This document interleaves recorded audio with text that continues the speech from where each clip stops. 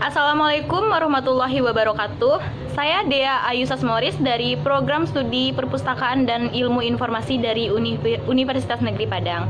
Kali ini saya akan menjelaskan tentang sebuah jurnal yang berjudul Perpustakaan dan Pustakawan Era Revolusi Industri 4.0 Perspektif Perpustakaan Perguruan Tinggi yang ditulis oleh Abdul Rahman Saleh, seorang pustakawan ahli utama Institut Pertanian Bogor.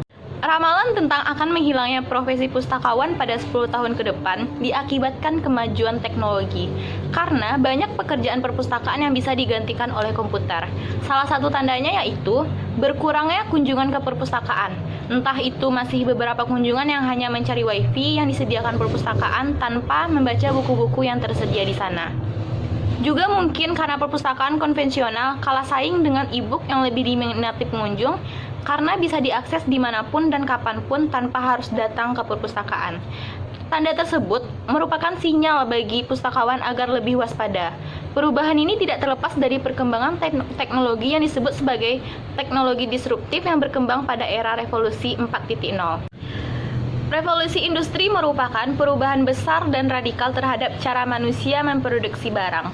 Perubahan besar ini tercatat sudah terjadi 3 kali, yaitu yang pertama terjadi pada tahun 1750-an dan dikenal dengan Revolusi Industri 1.0. Yang kedua terjadi pada awal abad ke-20 yang kita kenal dengan Revolusi Industri 2.0. Dan yang ketiga terjadi pada tahun 1970-an saat otomatisasi dilakukan, dan ini kita kenal dengan Revolusi Industri 3.0. Sementara saat ini kita sedang mengalami revolusi industri yang keempat yang sedang berlangsung dan kita kenal dengan Revolusi Industri 4.0. Revolusi yang pertama yaitu Revolusi Industri 1.0. Revolusi industri yang terjadi pada tahun 1700 sampai 1850 membuat perubahan secara besar-besaran dalam proses produksi di segala bidang di seluruh dunia. Revolusi industri ini telah mengubah proses produksi seperti yang semula semua pekerjaan dilakukan dengan menggunakan tenaga manusia dan hewan, berubah perlahan-lahan menggunakan mesin seperti mesin uap untuk proses produksi. Yang kedua yaitu Revolusi Industri 2.0. Revolusi ini terjadi dengan menciptakan lini produksi yang menggunakan sistem ban berjalan atau conveyor belt di tahun 1913. Proses produksi berubah dari satu orang mengerjakan seluruh produk menjadi satu produk dikerjakan oleh banyak orang. Proses ini menciptakan spesialis, dengan kata lain satu orang hanya mengurusi satu bagian saja. Selanjutnya, Revolusi Industri 3.0.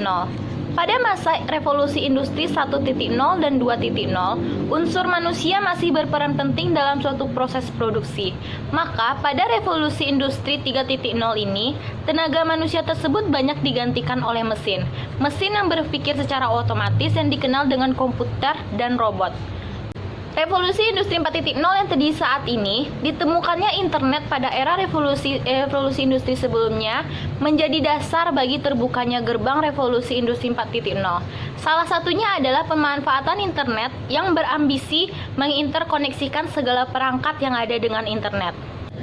Nah, dampak revolusi industri 4.0 ini terhadap perpustakaan yaitu segala bentuk kegiatan di perpustakaan seperti pengadaan bahan perpustakaan, pengolahan bahan perpustakaan, katalogisasi, pelayanan perpustakaan dapat dilakukan secara otomatis dengan komputer. Segala bentuk kegiatan lebih maju, lebih mudah dan lebih cepat daripada revolusi sebelumnya.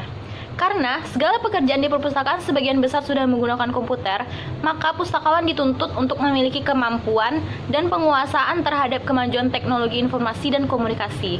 Kemampuan ini tentunya akan mendukung tugas-tugas pustakawan yang semakin memerlukan teknologi informasi dan komunikasi seperti tugas-tugas terkait dengan repositori, bimbingan penggunaan berbagai aplikasi seperti penggunaan aplikasi anti plagiat, atau penggunaan buku dan jurnal elektronik juga sangat memerlukan pengetahuan dan kemampuan teknologi informasi dan komunikasi. Sekian penyampaian dari jurnal ini. Apabila ada kata yang salah dari saya, mohon dimaafkan. Assalamualaikum warahmatullahi wabarakatuh.